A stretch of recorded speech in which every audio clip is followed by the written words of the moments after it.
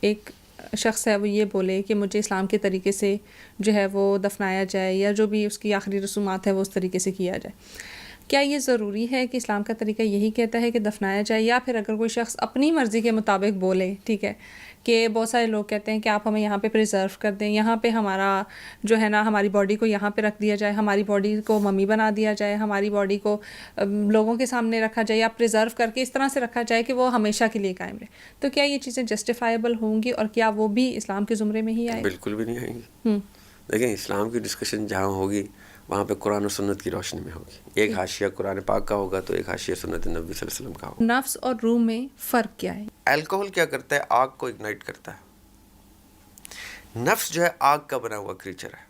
جیسے آپ کی باڈی میں الکوہل جاتا ہے تو نفس ٹیک اوور کر لیتا ہے اور آپ کو تو ہوش بھی نہیں ہوتا. جتنے بھی شراب پینے والے ہیں ان کو یہ تک پتا ہوتا ہے کہ اگلے دن مجھے یاد بھی نہیں ہوگا کہ میں کیا کر رہی ہوں، کیونکہ وہ نفس کر گیا ہے، نفس ٹک اوور. عورت کو چاہیے کہ وہ پردہ کرے، ٹھیک ہے. دوسرا اس کا اگلا ہی ہے کہ مرد بھی اپنی نگاہیں نیچے رکھے. تو ہم شاید اس کو نا انکمپلیٹ چیزوں کو لے کے جا رہے ہیں. تو کیا سوشل میڈیا کا ان چیزوں میں استعمال ہونا بہترین ہے یا نہیں، ہم اس کو کسی اور ڈائیورژن میں لے کے جائیں؟ جیسی ٹیکنالوجی ایڈوانسمنٹس کی طرف جاتی ہے تو آپ کو ناگزیر ہوتا ہے کہ آپ نے اس کا استعمال کرنا ہے. آج ہم یہ جو گفتگو کر رہے ہیں یہ بھی سوشل میڈیا پلیٹ فارم کے تھرو کتنے ہی لوگوں تک جائے گی اور اس سے جس نے استفادہ کرنا ہے وہ کر سکتا ہے. السلام علیکم every one. T S R کی ایک نئی ایپیسوڈ کے ساتھ میں ہوں روشنا ضمیر. امید کرتے ہیں کہ آپ سب بالکل ٹھیک ٹھاک خیر و عافیت سے ہوں گے. ڈفرینٹ گیسٹ سے آپ کی ملاقات ہوتی ہے، ڈفرینٹ ٹاپکس کے اوپر ڈسکشن ہوتی ہے ہماری، لیکن آج کا ٹاپک تھوڑا سا ہٹ کے ہے اس لیے کیونکہ ایک الگ ٹاپک ہے اور اس کے اوپر بات کرنا بھی ضروری ہے کیونکہ ہمارے پاس اتنا نالج نہیں ہے. لیکن نالج تبھی آئے گا جب ہم اس کے اوپر بات کریں گے، اس ٹاپک کے بارے میں جانیں گے، اور جو اس کے میں بولوں گی جو انٹلیکچوئلس ہیں یا جو اس ٹاپک کے بارے میں پہچان رکھنے والے یا علم رکھنے والے ہیں ان سے بات کریں گے تو ہمیں آئیڈیا ہوگا کہ یہ ٹاپک کتنا امپورٹنٹ ہے اور ہماری زندگی پہ اس کا کیا اثر ہے. اس کے اوپر بات کرنے کے لیے آج ہمارے ساتھ جو شخصیت موجود ہیں وہ رائٹر ہیں اینڈ پوائٹ آف فلاسفی بھی ہیں، زریاب ہاشمی صاحب. سر کیسے ہیں آپ؟ الحمدللہ جی ٹھیک ہے. بہت شکریہ سب سے پہلے ہمیں وقت دینے کے لیے. شروعات یہاں سے کرنا چاہوں گی کہ بہت سارے لوگوں کو یہ کانسیپٹ شاید کلیئر بھی نہیں ہے یا پھر ایمبیگوٹی بھی ہے، اس میں تھوڑی کنفیوژن بھی ہے کہ روح کیا چیز ہے. ویسے تو روح کے اوپر سب سے کم جو بحث ہے دین میں بھی وہ روح کے اوپر ہے. ٹھیک. لیکن اسلام کے تحت روح جو ہے وہ امر ربی ہے. اب سوال پیدا ہوتا ہے کہ امر ربی کیا ہے. تو انسان کی پورے ساخت میں 5 ایلیمنٹ پائے جاتے ہیں. ایک تو مٹی جو ہمیں دکھائی دیتی ہے جس سے ہم گوندے گئے ہیں. ایک پانی جس سے وہ مٹی سافٹ کی جاتی ہے. اب جو 4 ایلیمنٹس نون ٹو سائنس میں جو 4 ایلیمنٹس ہیں وہ ہیں ارتھ، ونڈ، واٹر اینڈ فائر. بالکل. تو ارتھ سے ہم مٹی کی ایگزامپل لیں گے، واٹر سے واٹر آف کورس جس سے مٹی گوندی گئی ہے، ونڈ جو ہم سانس لیتے ہیں ہماری سانس آتے جاتے، اور فائر وہ نفس ہے جو اسلام کے مطابق قرآن کے مطابق ہر انسان کے ساتھ اتارا جاتا ہے. اب اس کی افادیت کیا ہے میں پہلے وہ بتا دیتا ہوں. مٹی جب گوندی جاتی ہے تو مٹی گیلی ہو جاتی ہے، اور کمہار جب اس سے برتن بھی بناتا ہے تو اس کو شیپ دینے کے بعد وہ اس کو آگ کی بھٹی میں ڈالتا ہے تاکہ وہ مٹی ڈرائی ہو جائے. تو ہماری گیلی مٹی ایج کے ساتھ ساتھ اپنی شیپ چینج کرتی ہے. اس لیے نفس کا آگ کا کریچر ہمارے ارد گرد ڈالا جاتا ہے تاکہ ہماری باڈی شیپ میں رہے.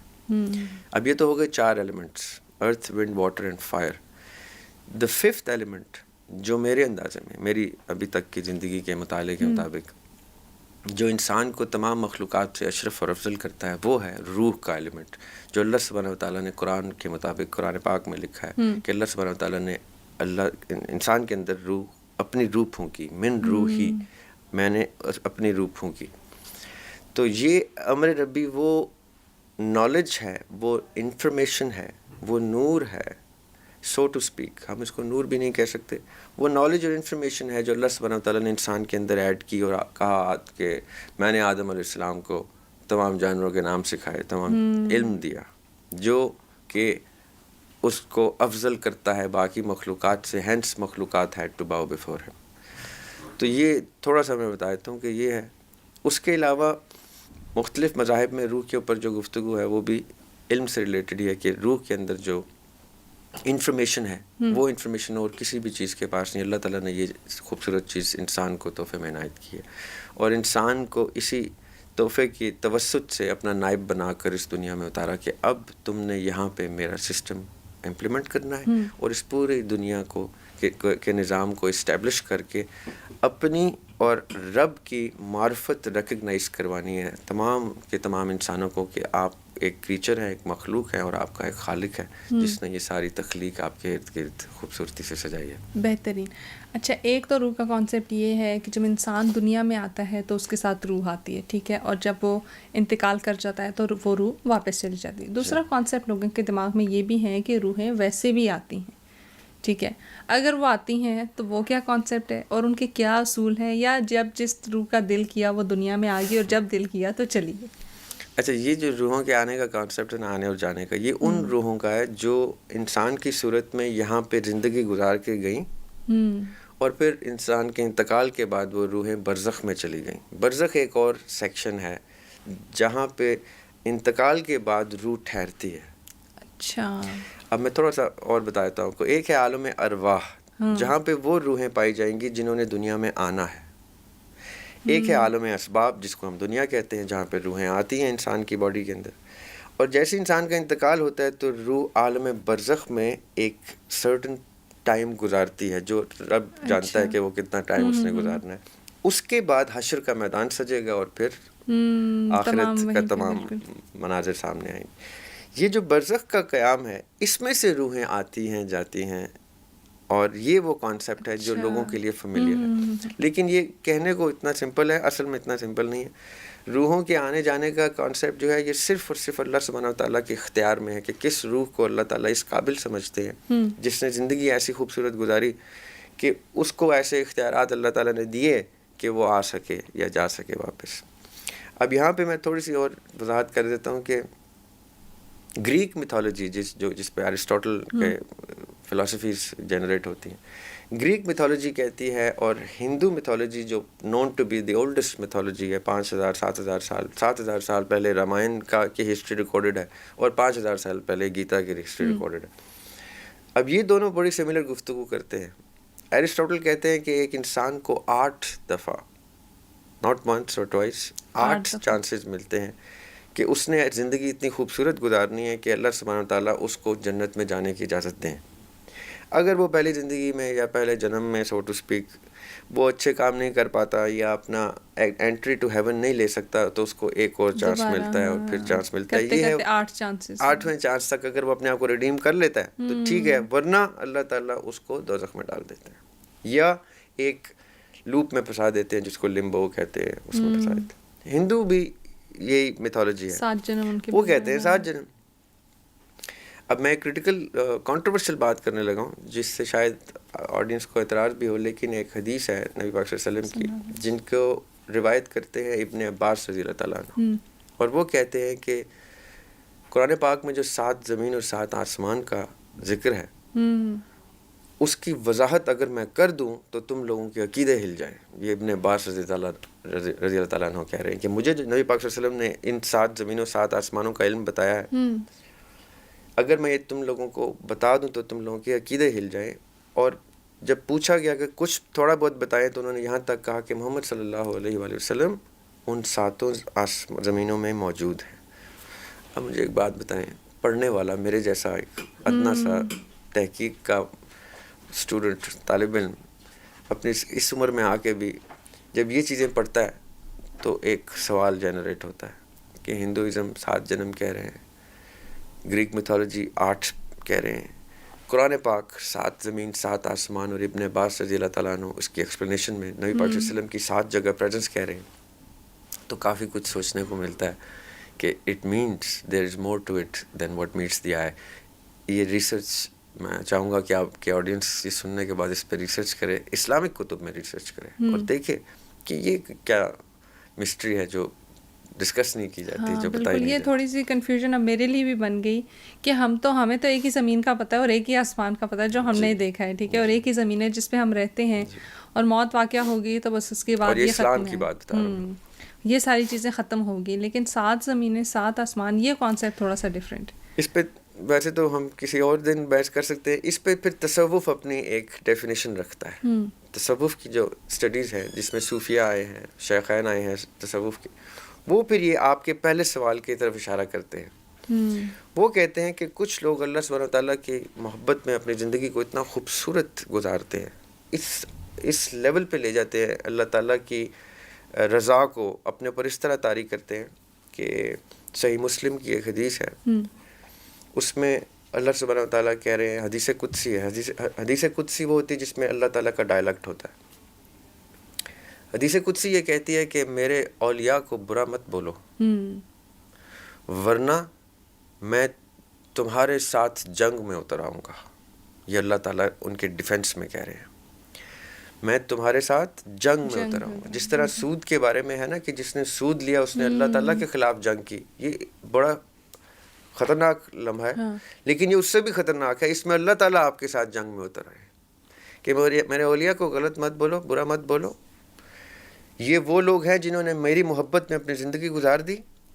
اگر ان کے ساتھ تم نے دشمنی کی تو تمہارے ساتھ جنگ میں اتر آؤں گا. کیوں؟ کیونکہ یہ جو بولتے ہیں وہ میں بولتا ہوں، یہ جو سنتے ہیں وہ میرے کان ہوتے ہیں، جو ان کے ہاتھ میرے ہاتھ ہوتے ہیں، ان کی ٹانگیں میری ٹانگیں ہوتی ہیں. It means they are walking رضا آف اللہ سبحانہ و تعالیٰ. انہوں نے اپنی رضا وقف کر دی.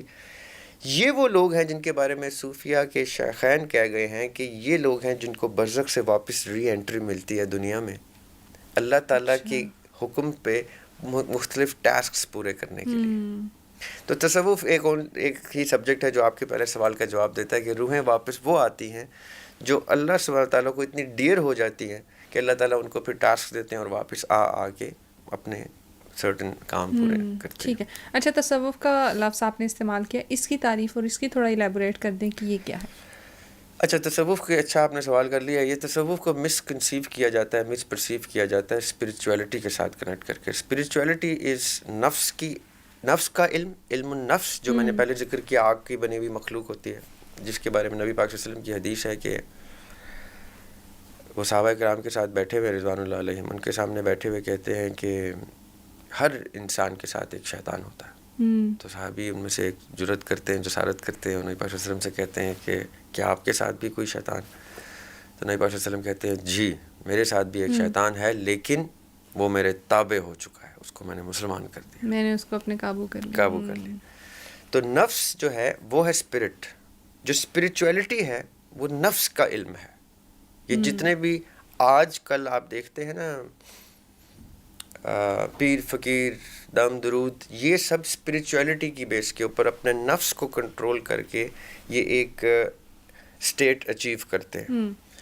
تصوف however is not spirituality. تصوف جو ہے وہ علم روح کے علم کا ہے، روح کی ڈسکشن ہے. اب روح اور نفس دو ٹوٹل اپوزٹ اینٹیز ہیں. ٹھیک. ایک امر ربی ہے اللہ تعالیٰ کی پھونکی اور ایک آگ کی مخلوق ہے نفس کی، جس کو شیطان بھی کہہ سکتے ہیں، جن بھی کہہ سکتے ہیں. تو اسپریچولیٹی جو ہے وہ اس پہ اب بڑی تفصیل کی ضرورت ہے کہ یہ جو سارے معاملات ہمیں نظر آتے ہیں بر صغیر میں، یہ پیروں کے پاس جانا، مراقبے، دم درود اور یہ سارا کچھ، یہ چلے جو ہے یہ نفس کو قابو کرنے کے لیے، نفس کو تابع کرنے کے لیے کاٹے جاتے ہیں. تصوف کے جو شیخین گفتگو کر گئے وہ روح کے اس ایکسس کی گفتگو کر کے گئے، جیسے قرآن پاک میں اللہ تعالیٰ کہتے ہیں رب اشرح لی صدری. موسیٰ علیہ السلام کی دعا ہے یہ، رب اشرح لی صدری، یا اللہ میرے صدر کو چاک کر. کیونکہ قلب ہوتا ہے دل اور صدر ہوتی ہے وہ جگہ جہاں روح کا بسیرا ہوتا ہے. تو رب اشرح لی صدری کا مطلب ہے یا اللہ میری صدر کو چاک کر، ویسر لی امری، امر ربی جو روح ہے اس کو آسان کر دے میرے لیے، تاکہ میں اپنی زبان میں جب گفتگو کروں تو یفقہوا قولی، ان کو میری بات سمجھ میں آئے. The access of information of the روح مجھے دے دے. یہ موسیٰ علیہ السلام اللہ تعالیٰ سے کہہ رہے ہیں، جب اللہ تعالیٰ نے موسیٰ علیہ السلام کو کہا کہ جاؤ اب فرعون کو میسج دو، تو موسیٰ علیہ السلام نے یہ گفتگو کی ہے، یہ دعا کی ہے کہ روح کا ایکسس مجھے ملے. تو تصوف اس روح کے ایکسس کے. اچھا، ایک تو یہ بتائیے گا کہ نفس کہاں پہ ہے، کیونکہ اس کی بھی تھوڑی ایک ڈفرینسیشن ہو جائے، اور نفس اور روح میں فرق کیا ہے یہ بھی ایلیبوریٹ کیجیے گا. نفس ہماری باڈی کے آؤٹر لیئر ہے. نفس وہ جن ہے جو جو الکحل کی ممانعت ہے نا اسلام میں، وہ بڑی سمپل لاجیکل، میں آج آپ کو اس کا آنسر دیتا ہوں. الکحل کیا کرتا ہے؟ آگ کو اگنائٹ کرتا ہے. نفس جو ہے آگ کا بنا ہوا کریچر ہے. جیسے آپ کی باڈی میں الکحل جاتا ہے تو نفس ٹیک اوور کر لیتا ہے اور آپ کو تو ہوش بھی نہیں ہوتا. جتنے بھی شراب پینے والے ہیں ان کو یہ تک پتہ ہوتا ہے کہ اگلے دن مجھے یاد بھی نہیں ہوگا کہ میں کیا کر گیا ہوں، کیونکہ وہ نفس کر گیا ہے. نفس took over that fiery creature which is with us, جس کو ہم ذات بھی کہتے ہیں، جس کو قرآن نے قرین کا لفظ بھی یوز کیا، جس کو نفس اور شیطان اور جن، یہ سارے چیزیں نفس اس کریکٹر کا نام ہے. روح جو ہے وہ اللہ تعالیٰ کا امر ہے جس نے آدم علیہ السلام کو تمام مخلوقات سے اشرف کیا ہے. سو نفس اور روح کو کبھی بھی مکس نہیں کیا جا سکتا.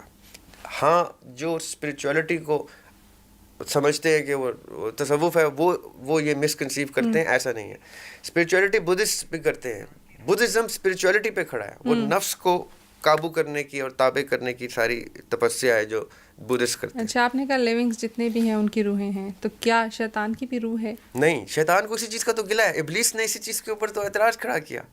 جب آدم علیہ السلام کو اللہ تعالیٰ نے روح عنایت کی اور فرشتوں سے کہا، سورہ صاد میں یہ پوری گفتگو ہے کہ میں جب اس کے اندر اپنی روح پھونک دوں تو سب جھک جانا.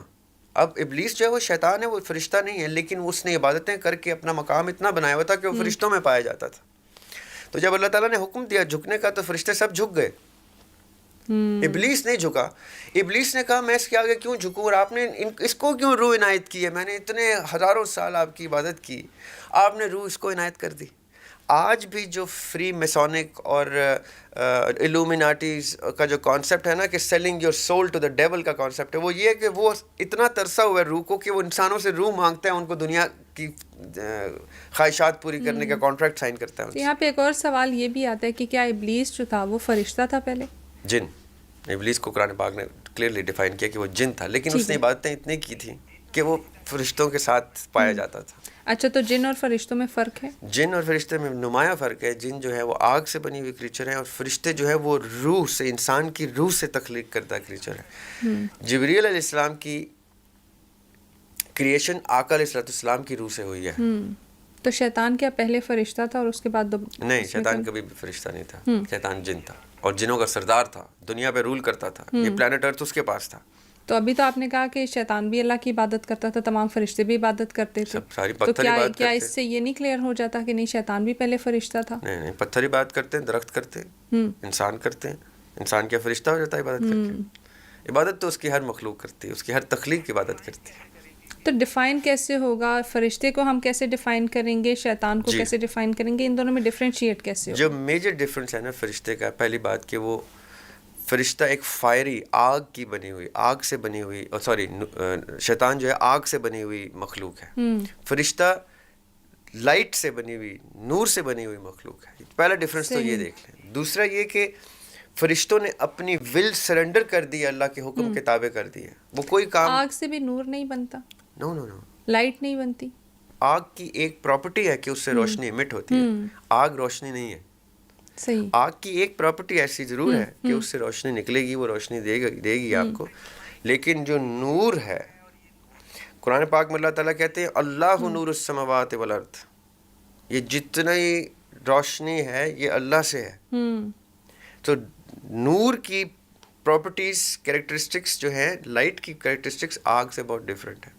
میں یہی ڈفرینس پوچھنا چاہ رہی ہوں کہ آگ اور لائٹ میں کیا ڈفرینس ہے، کیسے ہمیں پتہ چلے کہ یہ آگ ہے اور یہ روشنی؟ کیونکہ پہلی بات تو یہ کہ جن آگ نہیں ہے.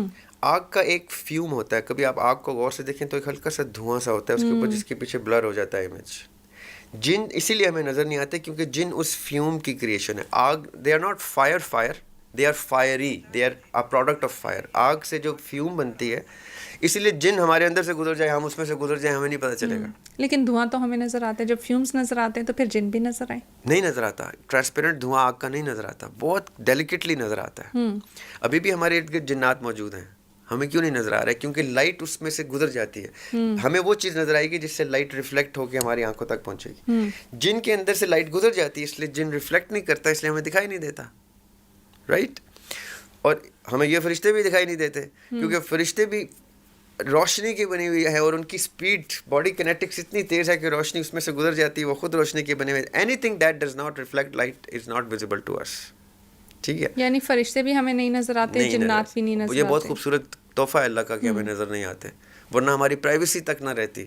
اچھا, پھر یہاں پہ ایک سوال یہ بھی جنریٹ ہوتا ہے کہ جب فرشتے ہمیں نظر نہیں آتے, جنات ہمیں نظر نہیں آتے, تو why to believe in them, کیوں یقین کریں کہ یہ ایگزسٹ کرتے ہیں؟ بہت خوبصورت سوال ہے آپ کا. Anything that you want to believe, you have to believe it to the fullest or not. اگر تو آپ, کیونکہ قرآن پاک میں اللہ تعالیٰ کہتے ہیں پہلی دوسری صورت میں سورہ بقرہ کے شروع میں, الذین یؤمنون بالغیب, یہ وہ لوگ ہیں جو غیب پہ ایمان لاتے ہیں. اگر تو آپ ایمان لاتے ہیں تو پھر آپ نے سورہ جن پہ بھی ایمان لانا ہے, جس میں جن کا چیپٹر ڈسکس ہے.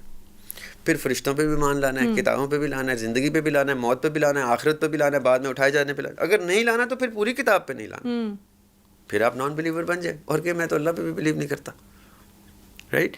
لیکن جیسے ہی آپ کسی نہ کسی رب پہ بلیو کریں گے, آپ بلیورس کی لسٹ میں آئیں گے, تو اس کی کوئی نہ کوئی کتاب اور ڈاکٹرن تو موجود ہوگی, چاہے وہ آپ ہندوازم میں بلیو کریں, چاہے کرسچینٹی پہ کریں, جوڈائزم پہ کریں, جینزم پہ کریں, جس پہ بھی خدا کا کوئی کانسیپٹ ہے, جہاں پہ کہیں نہ کہیں کوئی خدا پا جاتا ہے, تو آپ کو اس کی ڈاکٹرن پہ بلیو کرنا پڑے گا.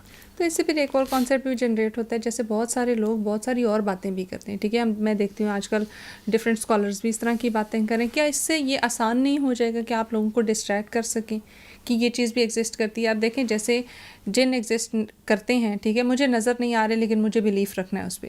شاید کوئی مجھے یہ کہہ دے کہ یہاں پہ ایک فون ایگزسٹ کرتا ہے لیکن مجھے نہیں نظر آ رہا, تو مجھے وہ بھی بلیف کرنا پڑے گا. پھر اس طرح سے تو بہت ساری چیزیں جو ایگزسٹ نہیں کرتی ان کے اوپر بھی مجھے بلیف کروایا جا سکتا ہے. میں نے جیسے آپ کو قرآن کی آیت بتائی ہے, الذین یؤمنون بالغیب, غیب پہ یقین رکھنے والا ہے جو ہدی للمتقین, یہ کتاب اس کے لیے ہے, ہدایت ہے جو متقی ہیں. متقی کون ہے؟ سٹارٹ ہی کیسے ہو گیا, الذین یؤمنون بالغیب. غیب میں کیا کیا چیزیں شامل ہوں؟ جو چیزیں ڈاکٹرن بتائے گی, جو چیزیں قرآن میں آتی جائیں گی, وہ آپ کو یقین کرنی پڑیں گی. اگر آپ قرآن کے بلیور ہیں, اگر آپ بائبل کے بلیور ہیں, تو آپ کو بائبل کی جو چیزیں وہ بتائیں گی بلیو کرنی پڑیں گی. اگر آپ گیتا کے بلیور ہیں تو آپ کو ان کے شلوک پڑھنے پڑیں گے کہ جی کیا کیا اس میں گفتگو ہے. جو بلیور ہی نہیں ہے, جو کہتا ہے کہ میں کسی خدا پہ یقین نہیں کرتا, وہ کہہ سکتا ہے کہ نہ میں جن پہ بلیف رکھتا ہوں, نہ فرشتے پہ رکھتا ہوں, نہ کیونکہ وہ تو کسی چیز پہ نہیں رکھتا. جیسے آپ کسی نہ کسی بلیف کے اسٹرکچر میں آئیں گے, اس کی ڈاکٹرن میں پھر جو کچھ لکھا ہے وہ آپ کو ماننا پڑے گا. اچھا, یہاں پہ ایک کانسیپٹ یہ بھی آتا ہے, وہ کہتے ہیں کہ لا علمی ہزار نعمت ہے, ٹھیک ہے. جتنا آپ ایکسپلور کرتے جاتے ہیں اتنا آپ اور کنفیوز ہوتے جاتے ہیں. تو کیا اس چیز کی ضرورت ہے کہ ہم ان چیزوں کو مزید ایکسپلور کریں, جیسے روح کا کانسیپٹ ہے, جن کا کانسیپٹ ہے, فرشتوں کا کانسیپٹ ہے؟ آیا اس کی ضرورت ہے کہ ہم ان کو ڈسکس کریں, ان کو جانیں, یا پھر یہ ہے کہ بس ٹھیک ہے جو راز ڈھکے چھپے ہیں ان کو ڈھکا چھپا ہی رہنے دیں؟ کتنی اچھی آپ نے بات کی. دیکھیں, دو چوائس ہے انسان کے پاس, یا وہ اس دنیا کے لیے اپنی زندگی گزارے یا اس دنیا کے لیے گزارے. جس نے اس دنیا کے لیے گزارنی ہے اس کو کسی کتاب کو پڑھنے کی ضرورت نہیں ہے جو الہامی کتب ہے. اس کو کیا ضرورت ہے, وہ تو دنیا کے لیے آیا. عمارتیں بنائے, بلڈنگز بنائے, گھر بنائے, جائیدادیں بنائے, بچوں کو کہ یہ تمہارا سب کچھ ہے, مجھے دفن کر دینا, جلا دینا, جو مرضی کر دینا. پھر دفن کیوں کرو گے؟ دفن تو اس کانسیپٹ پہ کیا جا رہا ہے جس کانسیپٹ کے اوپر بلیف کھڑا ہے. اب جیسے آپ دفن کرنے کی بات کرتے ہیں کہ مجھے وصیت میں لکھ دوں کہ مجھے دفن کیا جائے, تو پھر وہ کہیں گے کون سے مذہب کے مطابق دفن کیا جائے؟ جی اسلام کے مطابق دفن کیا جائے. اسلام کے مطابق کیا جائے, وہ تو آپ نے پڑھا ہی نہیں. آپ کو کیا پتا ہے اسلام کیا ہے؟ آپ نے تو کہا تھا مجھے کیا ضرورت ہے پڑھنے کی, مجھے کیا ضرورت ہے جن کو ماننے کی, یا آخرت کو ماننے کی, یا فرشتے کو ماننے کی. اگر تو میں پھر سے ایک چیز کلیریفائی کر رہتا ہوں, اگر تو آپ نے بلیف سسٹم میں آنا ہے تو آپ کے اوپر تمام کی تمام کتب کو پڑھنا واجب ہے. آپ کو معرفت اپنی حاصل کرنی ہے اور اپنے خالق کی معرفت حاصل کرنی ہے. اس سے پہلے تک آپ ایگزٹ بھی نہیں لے سکتے. آپ کے پاس ایگزٹ کا ٹکٹ ہی تب آئے گا جب آپ کو معرفت آ گئی اپنے خالق کی, اور اس تخلیق کی جو پوری کائنات آپ کے ارد گرد آپ کو سپورٹ کرنے کے لیے کھڑی ہے. ٹھیک ہے. اچھا, جیسے آپ نے ابھی تھوڑی دیر پہلے بولا کہ ایک شخص ہے وہ یہ بولے کہ مجھے اسلام کے طریقے سے جو ہے وہ دفنایا جائے, یا جو بھی اس کی آخری رسومات ہے وہ اس طریقے سے کیا جائے. کیا یہ ضروری ہے کہ اسلام کا طریقہ یہی کہتا ہے کہ دفنایا جائے, یا پھر اگر کوئی شخص اپنی مرضی کے مطابق بولے, ٹھیک ہے, کہ بہت سارے لوگ کہتے ہیں کہ آپ ہمیں یہاں پہ پریزرو کر دیں, یہاں پہ ہمارا جو ہے نا ہماری باڈی کو یہاں پہ رکھ دیا جائے, ہماری باڈی کو ممی بنا دیا جائے, ہماری باڈی کو لوگوں کے سامنے رکھا جائے, یا پریزرو کر کے اس طرح سے رکھا جائے کہ وہ ہمیشہ کے لیے قائم رہے, تو کیا یہ چیزیں جسٹیفائبل ہوں گی, اور کیا وہ بھی اسلام کے زمرے میں ہی آئے؟ بالکل بھی نہیں آئیں گی. دیکھیں, اسلام کی ڈسکشن جہاں ہوگی وہاں پہ قرآن و سنت کی روشنی میں ہوگی. ایک حاشیہ قرآن پاک کا ہوگا تو ایک حاشیہ سنت نبی صلی اللہ علیہ وسلم کا ہوگا. That is it. جو چیز اس حاشیے سے باہر جائے گی وہ اسلام سے باہر ہے. اب آپ فقہ کی کتب اٹھا لیں, اگر یہ ہو سکتا ہے کہ آپ فقہ حنفی ہیں یا فقہ شافعی ہیں, یا آپ کسی اور فقہ جعفری ہیں, آپ فقہ کے مطابق تو اپنی ترتیب پوری رکھیں گے نا, اپنے پیدائش سے لے کے اپنے آخری آرام گاہ تک، آپ اس میں پھر آلٹریشن نہیں کر سکتے، چینجز نہیں کر سکتے. جو اصولیات، جو بیسک ایتھکس ہوتی ہیں کسی ریلیجن کی، جس کے اوپر مورلز ڈیزائن کیے جاتے ہیں انسانیت کے، جو اصولیات کتاب میں تحریر کردہ ہیں وہ آپ کے اوپر پھر واجب ہو جاتی ہیں اگر آپ اس کو اپنا عقیدہ تصور کرتے ہیں اور اس کے اوپر زندگی گزارتے ہیں. ٹھیک ہے. اگر آپ اس کے اوپر زندگی نہیں گزارتے، اگر آپ نے کچھ کتابیں پڑھ بھی لی ہیں اور آپ عمل میں زیرو ہیں، تو پھر آپ اپنے آپ کو کریمیٹ کرائیں، اپنے ممی بنائیں، اپنے آپ کو جلا دیں، آپ جانوروں کو دے دیں، پرندوں کو دے دیں، جو مرضی دے دیں. That's your choice.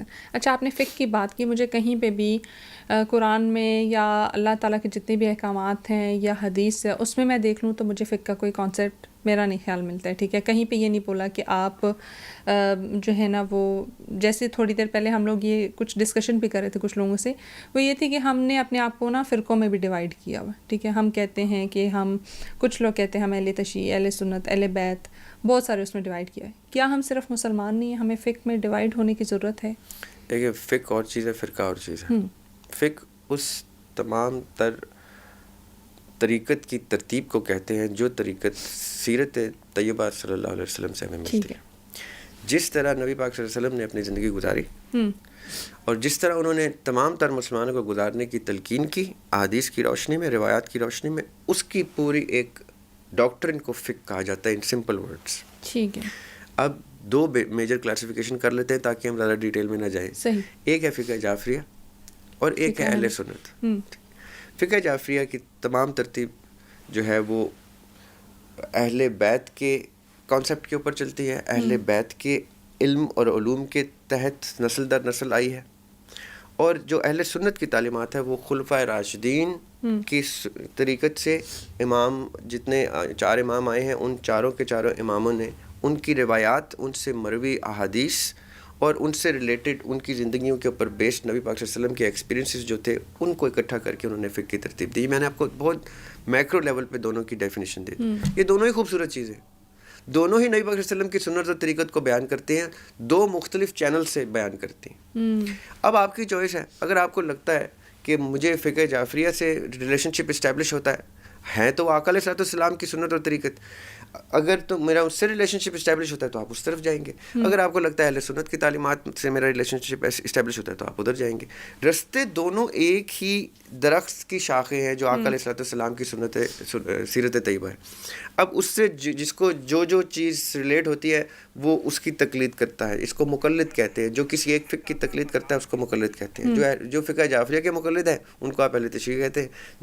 جو اہل سنت کی کتب کے سیاہ ستہ کے مقلد ہیں ان کو آپ اہل سنت کہتے ہیں. یہ دو بیسک کلاسیفیکیشن ہے.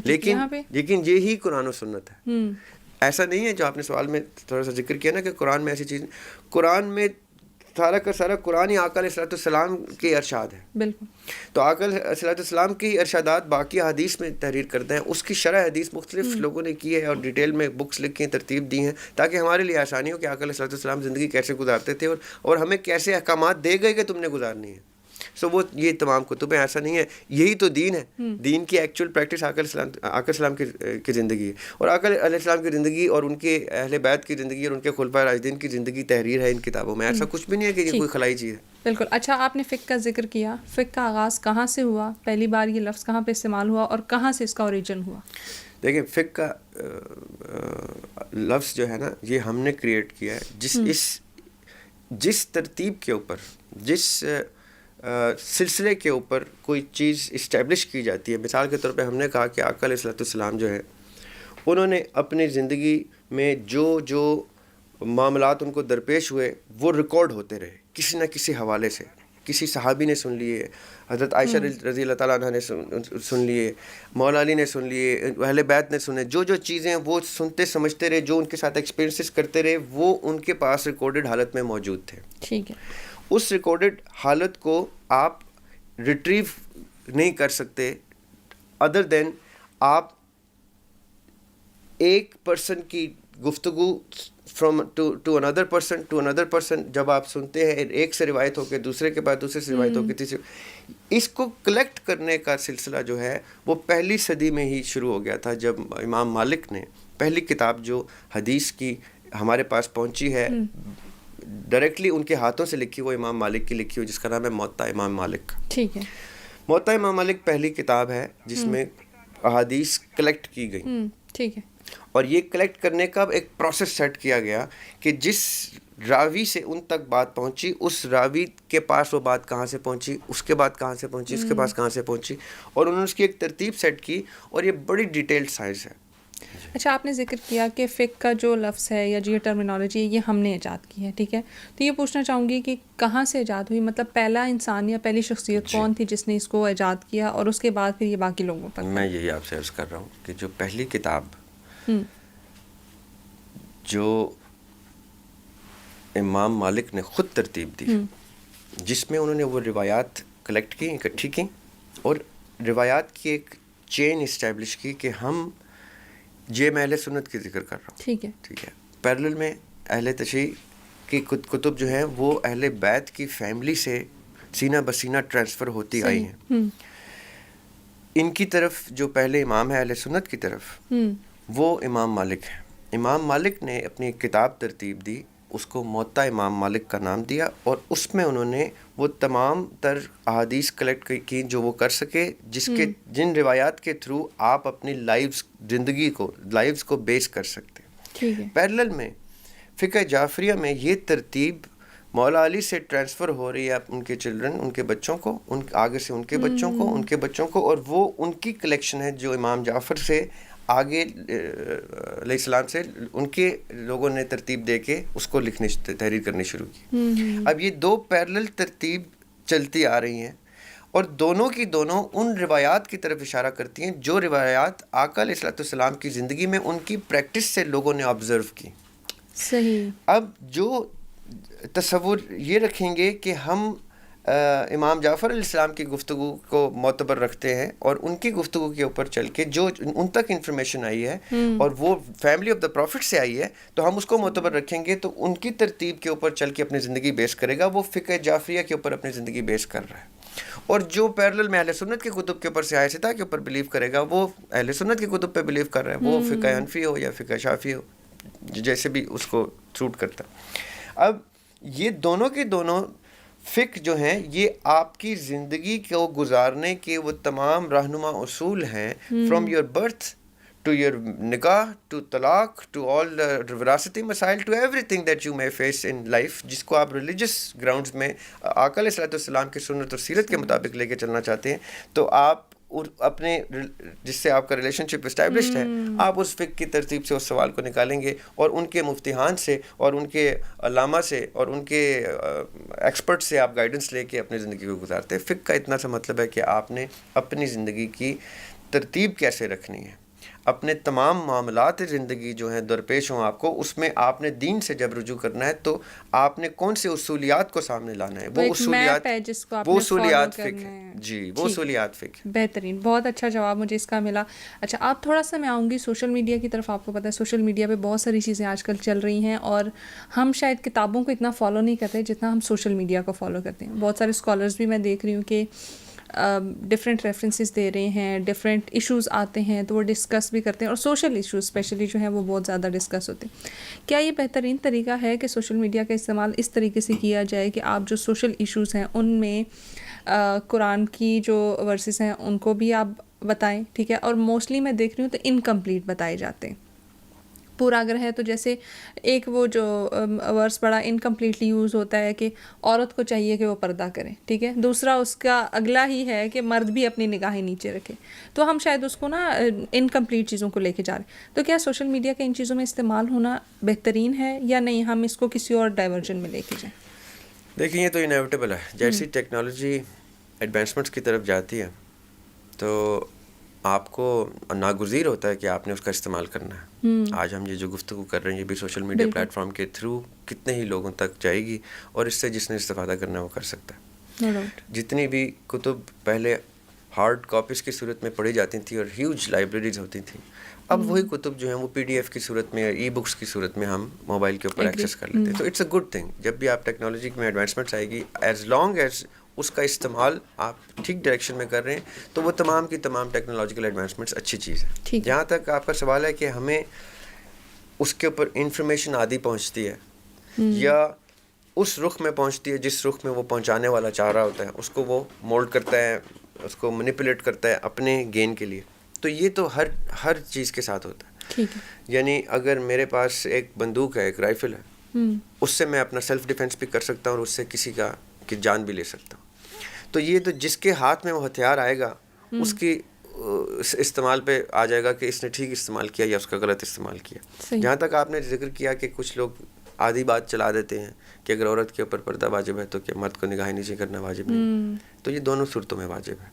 یعنی اگر عورت نے پردہ نہیں کیا تو وہ پھر یہ سوال بھی نہیں کر سکتی کہ مرد نے نگاہیں نیچی کیوں نہیں کی, یا مرد نے نگاہیں نیچی نہیں کی تو وہ یہ بھی نہیں کہہ سکتا کہ عورت نے پردہ کیوں نہیں کیا. یہ دونوں کے لیے ایک ہی طرح سے لاگو ہوتا ہے. یہ صرف ایک طرف سے واقعی آپ ٹھیک کہتے ہیں کہ صرف عورت کو بلیم کر دیا جاتا ہے, مرد بھی اس میں, مرد بلکہ زیادہ بلیم کرنے والے ہیں اس میں. کیوں؟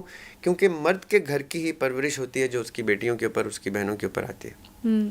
تو اگر اس نے اپنی پرورش میں یہ تک نہیں رکھا کہ اس کا بیٹا جو ہے کسی کی بیٹی کو عزت سے نہیں دیکھتا, تو وہ یہ بھی کوئی بعید نہ رکھے کہ اس کی بیٹی کو بھی کوئی عزت سے نہیں دیکھے. یہاں پہ میرا ایک اور سوال بھی آتا ہے, وہ یہ ہے کہ سوشل میڈیا پہ جو فلاسفرز ہیں یا جو اسکالرس ہیں اور جو ریلیجیس اسکالرس ہیں ان کو مکس اپ کر دیا گیا ہے. چاہے وہ موٹیویشنل اسپیکر ہے, فار ایگزامپل اگر میں آج ایک موٹیویشنل اسپیکر بنتی ہوں تو میں مذہب کے حوالے سے بھی بات کر سکتی ہوں, میں مذہب کا ریفرنس بھی دے سکتی ہوں, وہ چیزیں بھی کر سکتی ہوں.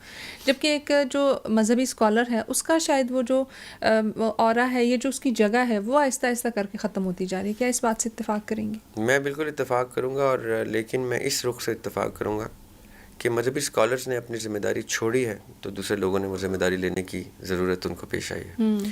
اگر مذہبی اسکالرس یہ ذمہ داری بخوبی نبھاتے تو کیا ضرورت تھی کسی موٹیویشنل اسپیکر کو یا کسی بھی اور شخص کو کہ وہ آ کے یہ ذمہ داری لینے کی کوشش کرتا. وہ اور سبجیکٹس بہت سے ہوتے ہیں اس کے پاس, کیونکہ موٹیویشنل اسپیکر کو تو بہت سبجیکٹس کی آپشن ہوتی ہے, because he is there to motivate people. Motivational کا مطلب ہے کہ کسی کے اندر کسی جذبے کو ابھارنا. تو موٹیویشنل پرسن جو بھی ہے, وہ آپ آج موٹیویشنل اسپیکر بن جاتی ہیں تو آپ یہ دیکھیں گے کہ نیڈ کس چیز کی ہے, میں نے کس ڈائریکشن میں موٹیویٹ کرنا ہے. جب آپ دیکھ رہے ہیں کہ مذہبی اسکالرز جو ہیں وہ اپنی ذمہ داری نہیں نبھا رہے, تب موٹیویشنل اسپیکرز نے نیڈ ریکگنائز کیا ہے کہ مذہب کی نیڈ ہے اس ٹائم, لوگوں کے اندر مذہب کا جذبہ ہی نہیں ابھر رہا. تب موٹیویشنل اسپیکرز نے بھی مذہب کو اپنا سبجیکٹ تھامنے رکھا ہے. یا اگر سائنس میں کوئی ہماری جیسے پاکستان کی یوتھ ٹیکنالوجی میں ویک ہے تو موٹیویشنل ٹیکنالوجی کے لیے اس کو ابھاریں گے. یا حکومت میں کوئی ایسا کوئی ان سے عمل ہو رہا ہے جو سوسائٹی کو ڈیمیج کر رہا ہے یا جو سینکٹیٹی آف سٹیزن کو ڈیمیج کر رہا ہے, تو موٹیویشنل اسپیکر جو ہیں وہ سول رائٹس کو ابھاریں گے. تو جس چیز کی نیڈ ارائز ہوگی موٹیویشنل اسپیکر اس چیز کو موٹیویٹ اپنی مرضی کے مطابق وہ دیکھ لے گا, اگر وہ پڑھا لکھا سمجھدار ہے تو وہ اس کو چوز کر لے گا.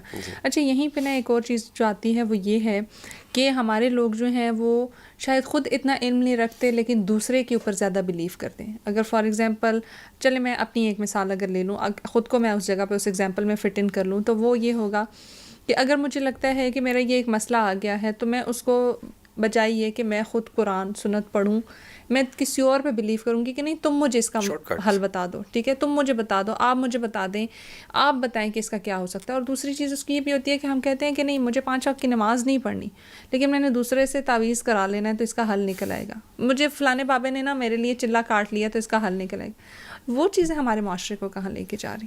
لیکن یہ جو آپ نے اینڈ میں جو گفتگو کی نا کہ فلاں بابے سے تعویذ کروا لے, یہ تو وہ تہمات ہیں, وہ وہم کی پیداوار ہیں جو پاکستان میں پرٹیکولرلی کلچر سے اسٹیبلش ہوئی ہے.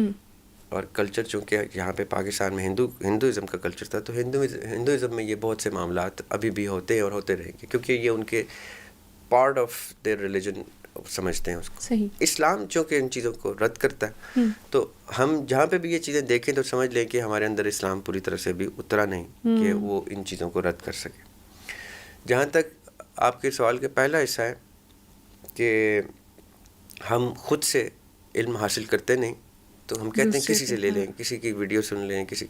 تو آئی تھنک یہ تھوڑی سی شارٹ کٹس کا, میں نے اس لیے بیچ میں بولا تھا, تھوڑی سی سستی ہے کہ ہم کون کتاب پڑھے اب اتنی, تو کسی کو سن لیتے ہیں جس کو ہم آتھینٹک سمجھتے ہیں یا جس کی بات میں ہمیں ریلیشن شپ کوئی بنتا ہے جس کی گفتگو سے, تو ہم کہتے ہیں چلیں اس کو سن لیں گے اور اس کا سنا سنایا کے اوپر اپنی زندگی چلا لیں. جبکہ تصدیق تو ہمارے ریلیجن میں واجب ہے. اگر آپ تک کوئی انفارمیشن بھی پہنچتی ہے تو آپ نے اس انفارمیشن کی پہلے تصدیق کرنی ہے. وہ تمام مصدقہ چیزیں اپروچ کرنی ہے جہاں سے آپ کو پتہ چلے کہ یہ انفارمیشن جو میرے تک آئی ہے یہ درست تھی یا نہیں, چاہے وہ آپ کے سگے بھائی سے کیوں نہ آئے, چاہے وہ آپ کے فیوریٹ استاد سے کیوں نہ آئے. ابھی بھی ہم جب ذکر کر رہے ہیں میں نے جان کی حدیث میری کوشش ہوتی ہے حدیث کا ریفرنس نہیں کوٹ کرتا ہوں. 2-3 حدیثیں میں نے گفتگو میں ویسے سنا دی اس لیے کہ دیکھوں کہ آپ کی آڈینس جو ہے وہ جا کے ریسرچ کرے گی کہ نہیں کرے گی. یہ بھی ہو سکتا ہے نہیں جو کامنٹس میں ریفرنس دو بھائی میں کیوں ریفرنس دوں. بالکل تھوڑا سا ریسرچ کرے. جب آپ حدیث مینشن کر رہے تھے تو ایک میرا بھی دل گیا کہ میں آپ سے پوچھوں کہ ریفرنس دیجیے گا, لیکن پھر یہی سوچا کہ خود جا کے اس کو ایکسپلور کریں. میں تو چاہتا ہی ہمارا جو پلیٹ فارم ہے گرے لاؤنج جس پہ ہم جان کے ریفرنس نہیں دیتے اور بولتے ہیں کہ ہم ریفرنس نہیں دے رہے تاکہ آپ ریسرچ تو کریں, آپ ریفرنس لے کے آئیں اور چیلنج کریں.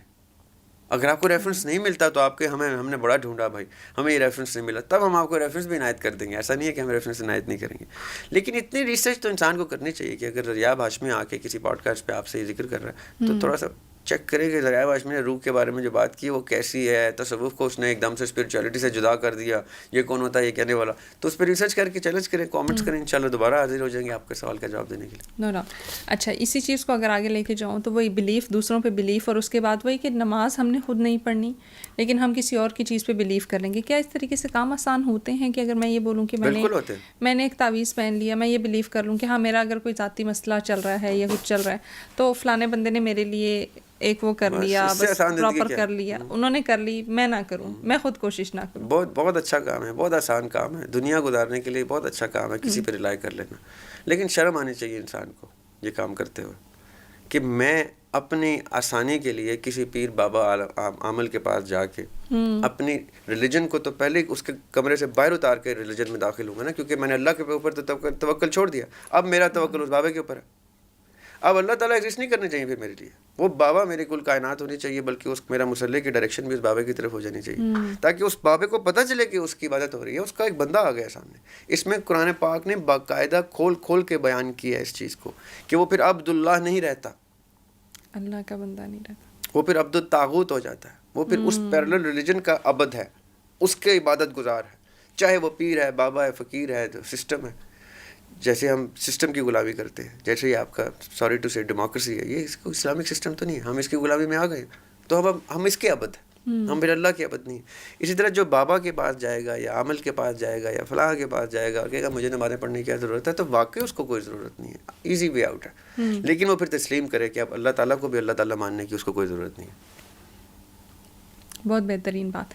اس سے ایک اور چیز جو جنریٹ ہوتی ہے وہ یہ ہے کہ ہم یہ کہتے ہیں کہ اگر میں نے فار ایگزامپل دعا پڑھی تو میں بولوں گی کہ یہ دعا قبول ہو جائے, بڑی جلدی قبول ہو جائے, ٹھیک ہے, اور ہم سب کی یہ خواہش ہوتی ہے کہ یار یہ مانگا اللہ نے نہیں دیا, اللہ تو میرے سے پیار ہی نہیں کرتا. ایک طرف وہ کہتا ہے کہ میں 70 ماؤں سے زیادہ تم سے پیار کرتا ہوں, دوسری طرف میں نے چھوٹی سی چیز مانگ لی, یہ تو میں اپنی ماں سے مانگتا یا مانگتی تو فوراً مل جاتی, اللہ نے مجھے نہیں دی.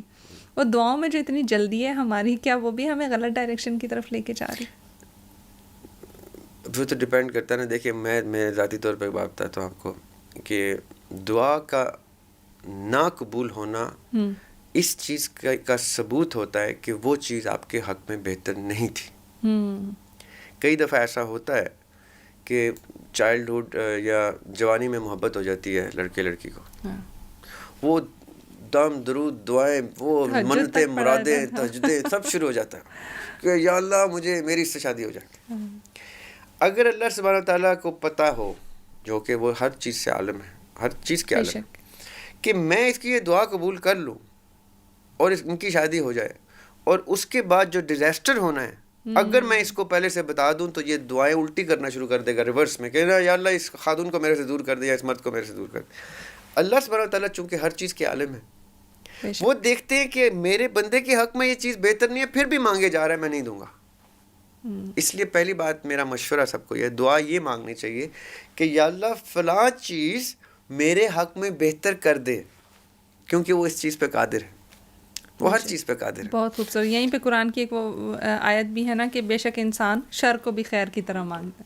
تو مانگنا تو ہے ہم نے جو بھی ہم مانگ رہے ہیں, لیکن اس کو تھوڑا سا چینج کر کے مانگتے ہیں. ہاں. دوسری چیز کہ اگر وہ دعا قبول ہو بھی جاتی ہے, کسی شخص کی کوئی دعا قبول ہوتی ہے تو اس کے سرٹن انگریڈینٹس ہیں جو پورے ہوتے ہیں تو دعا قبول ہوتی ہے. ہر ماں دعا کرتی ہے کہ اس کا بچہ جو ہے لاکھوں کروڑوں میں کھیلے, اور ہر ماں کے قدموں کے نیچے جنت بھی ہے. تو کوئی سرٹن انگریڈینٹس ہوتے ہیں دعا کے جو عرش پہ جاتے ہیں تو مقدر بدل جاتے ہیں, تقدیر بدل جاتی ہے. تو وہ دعا کے انگریڈینٹس جو ہیں اس کے اوپر غور کرنے کی ضرورت ہے کہ دعا کب پوری ہوتی ہے. دعا پوری کرنے کے لیے انسان کا کتنا اللہ تعالیٰ کے ساتھ کنیکشن اسٹیبلشڈ ہے. انسان اللہ تعالیٰ کو صرف دعا کے ٹائم پہ یاد کرتا ہے, ورنہ اللہ تعالیٰ کو ہم یاد بھی نہیں کرتے. ہم اتنے مصروف ہیں اپنی زندگیوں. جب ہمیں کوئی آفت آتی ہے, مصیبت آتی ہے, یا کوئی لالچ ہرس آتی ہے, تو ہم اللہ تعالیٰ سے رابطہ تو اس طرح سے دعائیں قبول نہیں ہوتی. دعا قبول کرنے کا ایک طریقہ کار ہے. جو انگریڈینٹس کی آپ نے بات کی, کیا انگریڈینٹس ہیں دعا کے؟ وہی جیسے اس طریقہ کار پہ اگر دعا کی جائے تو پھر دعائیں قبول جی ہونا میں وہی بات کر رہا کہ جیسے میرا آپ سے کوئی تعلق ہے, آپ میرے رشتہ دار ہیں, کزن ہیں, جو فیملی ممبر ہیں, بیٹی ہیں, چھوٹی بہن ہے, اور میں آپ سے سالوں سال تعلق نہیں رکھتا. اچانک سے آپ کو فون کرتا ہوں اپنی ضرورت میں, تو پہلی چیز آپ کے ذہن میں آتی ہے کہ یہ ہے تو میرا سگا, لیکن اس نے کتنے سال کے بعد کال کی, اور کال بھی کس چیز کے لیے کی؟ مقصد کے لیے. پہلی چیز آپ کے دماغ میں یہ آئے گی. میرا آپ سے تعلق اتنا اچھا ہے, مجھے آپ کی خوشی غمی کا پتہ ہے, مجھے آپ کے اچھے برے کا پتہ ہے, آپ کو مشورے بھی دے رہا ہوں میں کہ چلو میری چھوٹی بہن بیٹی ہے, یہ ہے, وہ ہے, فلاں ہے, مجھے جب بھی رابطہ کرتی ہے میں پوچھتا رہتا ہوں کہ آپ کیسی زندگی گزر رہی ہے, کوئی مشکل پریشانی تو نہیں ہے کسی چیز کی. تب آپ کا ایک اس لیول کا کنیکشن اسٹیبلشڈ ہے کہ آپ کو کہنے کی بھی ضرورت نہیں, اور بات پوری ہو جائے گی. یہ میرا پوائنٹ سمجھنا ہے آپ نے. میری بیٹی ماشاء اللہ بڑی ہو رہی ہے, میری بیٹا بڑا ہو گیا. میری کوشش ہوتی ہے میرا ان سے کنیکشن اس لیول پہ ہو کہ ان کو یہ کہنا نہ پڑے کہ پاپا مجھے یہ چاہیے.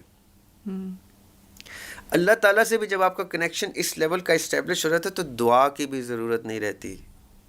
ہاں, دعا کی ضرورت پیش آ بھی جائے تو کنیکشن اس لیول پہ ہوتا ہے کہ ادھر آپ نے دعا کی نہیں, ادھر پوری ہو جاتی ہے.